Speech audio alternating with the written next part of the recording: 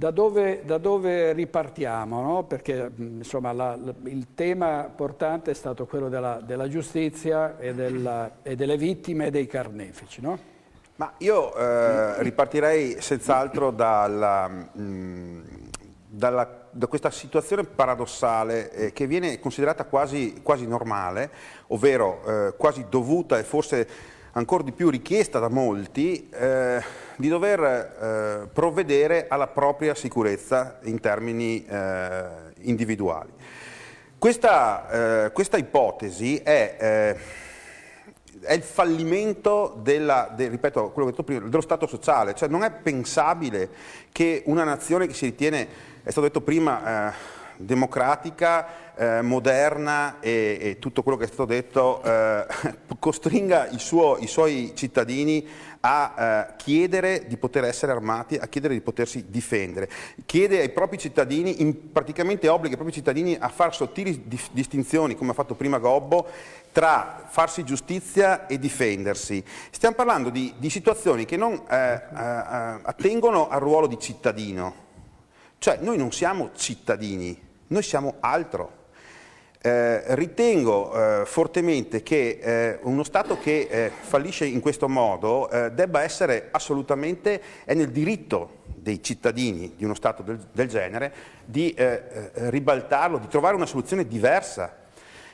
Un altro esempio, pensiamo alla situazione delle banche venete, Veneto Banca e fra poco la Popolare di Vicenza, che si sono trovati in una situazione, non entrerò ovviamente nello specifico, ma pensiamo che lo Stato italiano, che all'articolo 47 della Costituzione garantisce il risparmio, non è stato in grado di garantire la corretta, il corretto andamento di una realtà sociale così importante come una banca.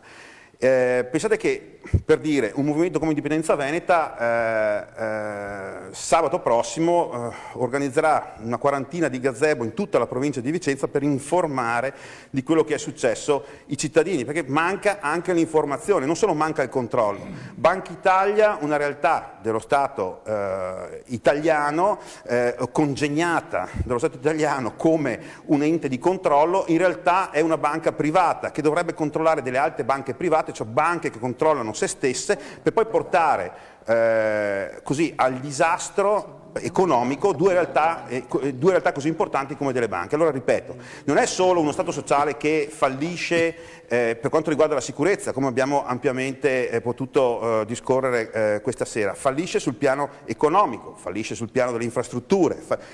Non è possibile non realizzare che il problema risiede nella organizzazione dello Stato italiano. In poche parole, definirsi cittadini italiani con ancora qualche speranza di riuscire a cambiare un sistema così, lo ribadisco, corrotto proprio nella sua struttura, nella sua filosofia, e pensare di riuscire a far guarire il sistema Italia è sostanzialmente essere preda di una sorta di sindrome di Stoccolma, cioè quella strana situazione psicologica per la quale i sequestrati provano ammirazione per i sequestratori.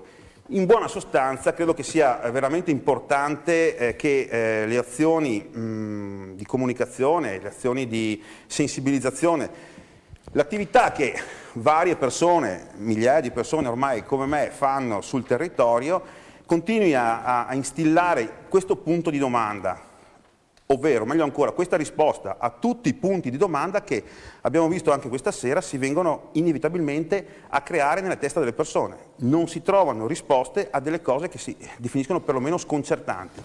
Bene, la risposta è l'indipendenza del Veneto.